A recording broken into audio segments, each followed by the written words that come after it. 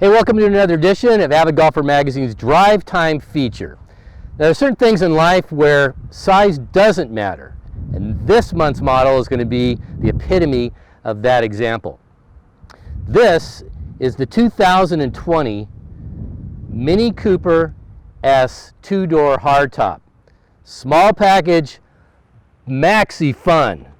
This is a hoot to drive, and I can't wait to give you guys a little peek of what's inside. There's a lot of eccentricities to it. There's some kitschy moments. There's some switches and dials and a whole bunch of cool stuff. Think of Austin Powers. It's just fun.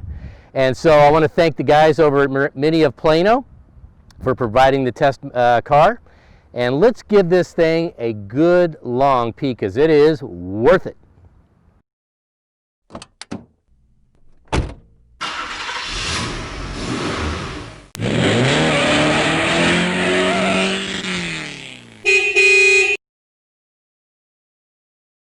All right, let's take a walk around of the Mini Cooper S two-door hardtop. This car intrigues me. My daughter-in-law has one of these, and I've always been curious how it drives and how it handles and everything. And I got to tell you, I had so much fun in this thing. This is, again, the two-door model. You can get a club mat. You can get up to 4 doors if you'd like. The 2 doors, obviously a little bit sportier, but you give up a couple things too. So it's a little bit of a balance thing you have to figure out. I love the front end here. Got a little air scoop. That's kind of cool. Nice blacked out plastic along with the metal. This is a Solaris orange metallic. So interesting color. Some people love it, but they got a multitude of choices. Again, this is kind of an eccentric car, so some people have a lot of fun with the exterior colors. The headlights are awesome. So these rings will show up. It almost kind of reminds me of VW Bug a little bit. High intensity, the bright lights are very bright, and then you have the built-in fog lamps too as well. Makes a big difference when you're driving at night. A whole lot of area for illumination.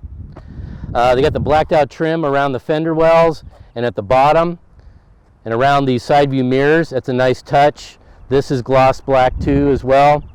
What I love about this car is the visibility. I'm not sure if I've been in a car with more visibility, because if you notice, every window is high, it's square, very little pillar involvement that's gonna diminish the visibility. It's almost like a Land Rover, you know, it's kind of squarish, kind of, well, it's not tall, but you can see maximum window room here. These side view mirrors are also heated, kind of cool in the wintertime, so you don't have to do it yourself. These are 17-inch rims. I remember back in the day when 17-inch rims were like the biggest you could get. And now this is, it looks great on this car though, because what you want is something that kind of fills out the wheel wells without providing too harsh a ride, especially in this area where all the potholes are. Run flat tires, they handle very well, front wheel drive. And then we get towards the top here. Again, what I love about this, no roof rails. So everything is nice and smooth and clean and streamlined. You don't have these big rails popping up. You can get those obviously. And then this has the optional double pane panoramic roof, and they have sliders. We'll just show you on the interior. They're manually can slide, so you can let in the air, block out the light. Here's your antenna, and then when you come towards the rear here, again, pretty good visibility. Not a little tiny little slit for a rear window. It's nice and visible, and with the side view mirrors, you pretty much see everything. Dual exhaust. And it comes out with a really nice engine note. It's sporty, and that's what I want. I want a little feedback when I'm driving in a sporty car. I don't want quiet. I want a little bark to it, and Mini has that. All right, so this is the trunk. This is where it gets kind of fun and interesting, because again, it's a Mini in size. So how much room, how much stuff can you actually fit in one of these things? I'm always curious about how many golf bags you can put in here. Here's where it gets kind of fun. So this is only about 8.7 cubic feet. You can put a little bit of luggage in here, just enough. It also has a secret compartment right here. Add more stuff.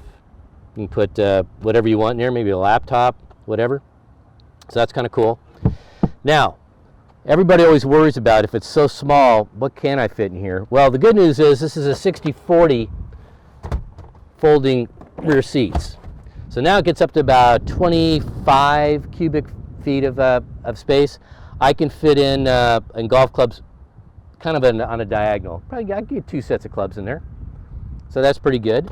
And it's not flat, but again, for most people, if they need to haul some extra stuff, it's not bad. It's not like a typical 2-seater where you don't even have a rear seat and you barely have a trunk. This thing actually has some utility to it. It's kind of cool. Yeah, that's about it. Oh, I'm going to put these things back up because I'm going to show you what the interior space is like. As you can see, very clean. It's got a little spoiler right here. It's, dare I say, it's a cute car. I see there's 2 people that buy this car, the young and people my age. I'm over 60. So, because it's got so many cool retro gadgets. Again, think Austin Powers.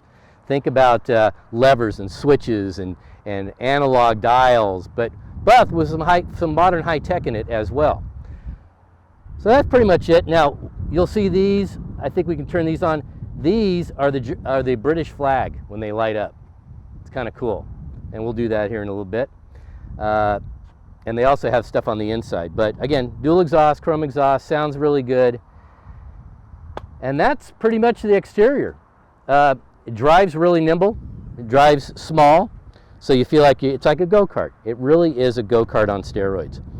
And but I like the lines on it. Again, different colors will bring out different attributes. White looks really good. There's a green color, blue. It all looks good. I like a little bit of contrast. So if you got all black, you would lose this. You know, you wouldn't be able to see as much. So I like a little bit of trim detail to contrast against the normal paint.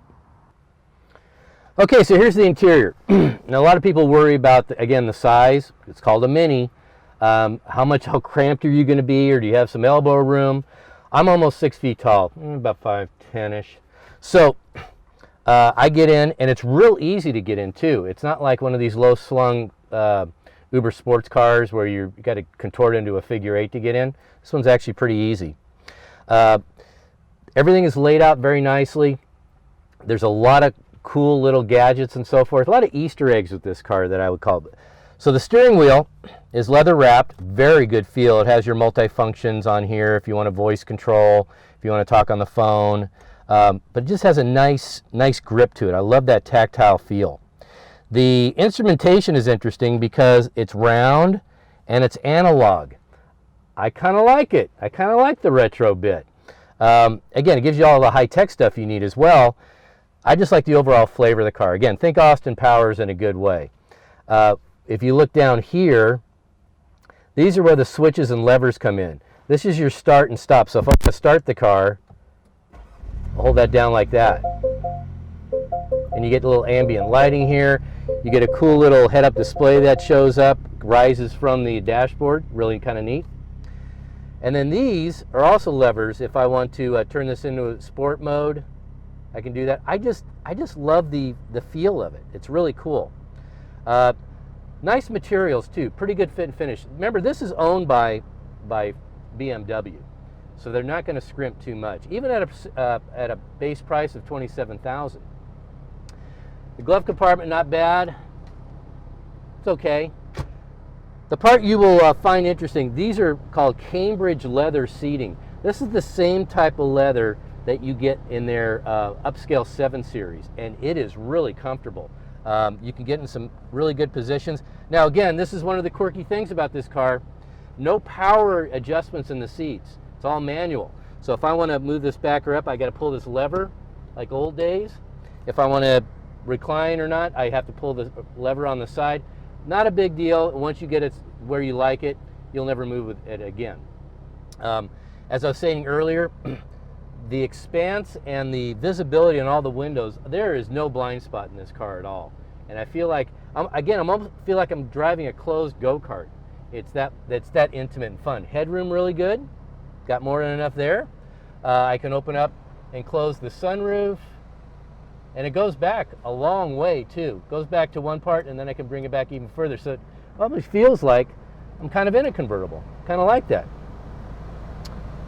The speaker system is good and clear. It has all the controls here, as you would see in like a BMW, because it's kind of borrows off their i7 iDrive. So I can change things here. I can go back to menu, and I can go to different settings, navigations, phone. Very easy to use. Got 6 presets. You can use those for phone numbers too. And here's the thing that might be a sacrifice, and you got to figure this part out on your own. I did. So normally you have pretty good little cubby holes for interior stuff for your drinks and whatever, and they have 2 cup holders here, 2 cup holders in the back.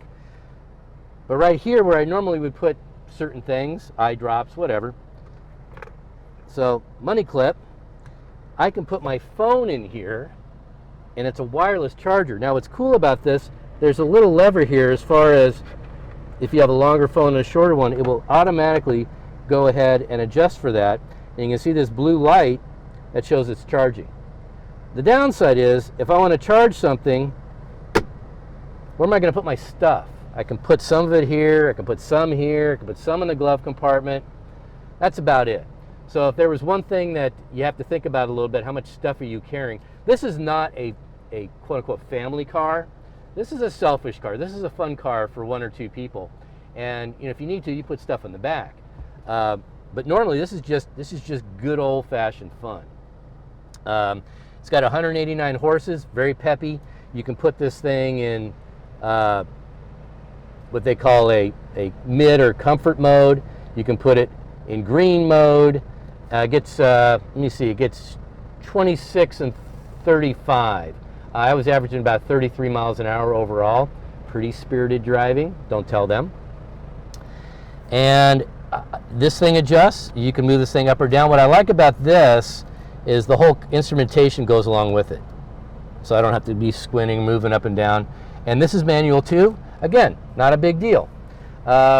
This will light up at night. I have some screenshots of that. You'll see that in the B-roll.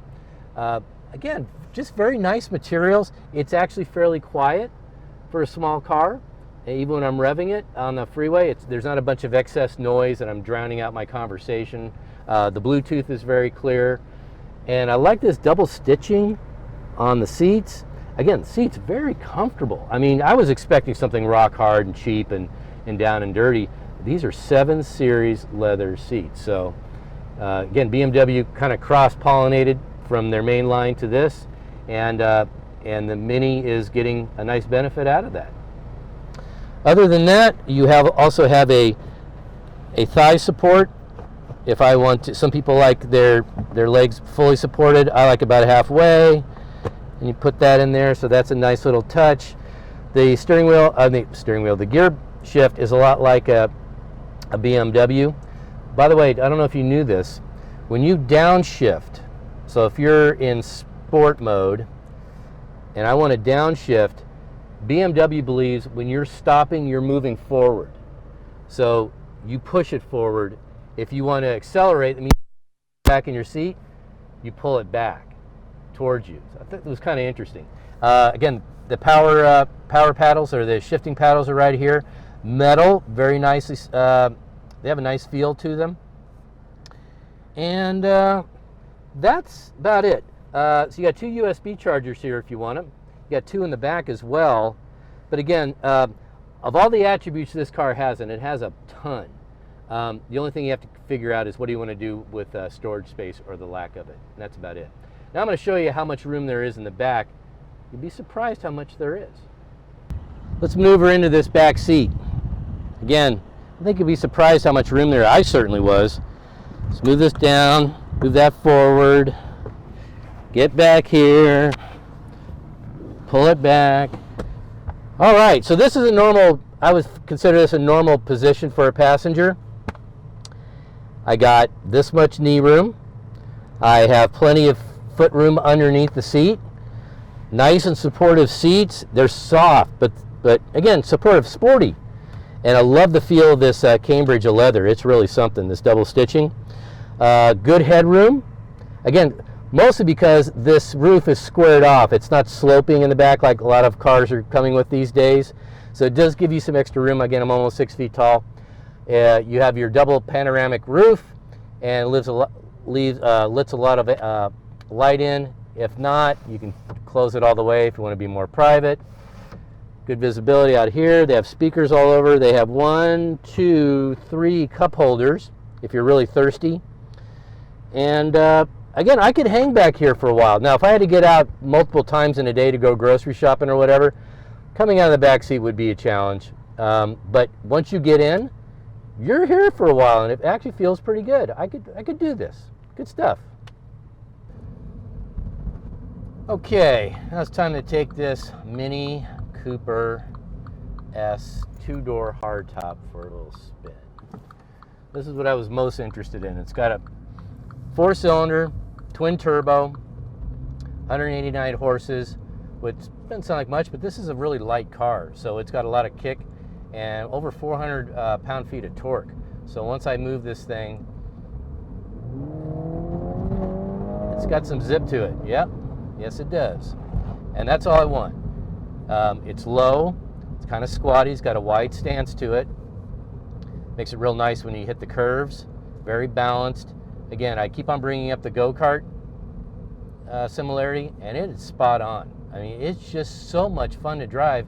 And here's the crazy thing, when I get in the garage, I'm a big car detail guy, just into that, but I have one of those really ridiculous designs in my garages where I got that center pillar, and so they have 2 garage doors. And when I try and take my normal car in there and wash it inside the garage, can't do it. But in this car, it feels like I just parked a bicycle in the garage. It's really fun. Goes anywhere. If I'm an urban driver, I can park anywhere. But here's what I like about it. It's got that BMW kind of sporty handling to it. If I put it in, I can put it in eco mode. I never put anything in eco mode unless I'm on the freeway. But everything just feels right. It's a good driving position. The steering wheel feels good. All the controls are very close. Again, it's not a big car, so everything is right here for me. I don't have to worry about reaching way out or doing whatever. Got the head-up display here. As I've told you multiple times, the visibility is incredible. I would feel good about a kid having this car because I think you could feel more in control. It's very nimble, it's very responsive, and won't kill you on a price. Again, this thing's pretty much tapped out at 36. You probably get a couple other things, but 36,000 will get you a really, really nice car with most of the option you'd want. Give this one more spin, take you for a couple of turns, and that'll be it. But man, I fell in love with this car. I really, really liked it. And I'm going to put this also in sport mode with my little switch. I feel like I'm a fighter pilot. Hit that, and you can, I don't know if you heard it, but you can see the ambient light comes on because that's in sport mode now. And I'll get to more open stretch because I'm going through a school zone, even though I don't think anybody's in school right now due to the COVID. But the controls are real easy to see, very bright, very clear. The Bluetooth works well. The radio stations work well. I didn't even realize that there's a speaker on the other side here on the center armrest. I don't know if I've ever seen that before. Kind of neat. Again, a little eccentric, a little kitschy, maybe a little Austin Powers. Takes the bumps okay. You know, it's not going to be a luxury car. It's not going to smooth out everything. And I'm kind of sensitive to that stuff, and I don't mind it. It seems to soak it up pretty well, at least for me, the driver. Passengers might have come up with a different scenario to that. But yeah, this car just cooks. And here's the thing: it has about I think a 10-gallon tank, something like that. It can go over 400 miles on a tank of premium unleaded. That's a pretty good stretch for a small car like this. So now we'll give it some go here. It's a front wheel drive, not much torque steer to it. That's really good. Not a big fan of torque steer. It's fun. I feel engaged to it. I feel at one with it. I can hear the engine rumble. I can feel the tight suspension. The tires are nice. The suspension is good. Handling is quick. Yeah, not bad. 2 thumbs up. I love this car. Now, what you probably want to do, if you're young and you live in an urban area, this will be more than enough car for you. Unless you need a 4-door. Some people are into that, and obviously Mini makes those. But this two-door will give you all you want as far as parking accessibility, a little bit of scoot to it. You can put some stuff in the back if you put down the rear seats. And all in all, it's not much want in this car. It kind of delivers everything you want, at least for the people that kind of like the sportiness, maybe a little bit of retro feel. And again, if I had more than 2 thumbs, I'd give it that many thumbs up. For right now, that's all I got, 2 thumbs up. There you go. Well, there you go, folks. It's a 2020 Mini Cooper S model. It's the 2-door hardtop. It is everything you want in fun. It drives like a go-kart. It's got some surprising room on the inside.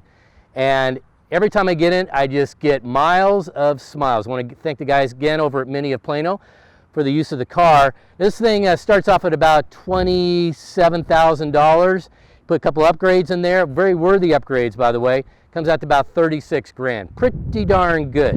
All right, you can check out the full review on myavidgolfer.com. That's the written side. And then you can also check out the YouTube video. Please subscribe to it. We love people when they do that. myavidgolfer.com. And enjoy. Until next time.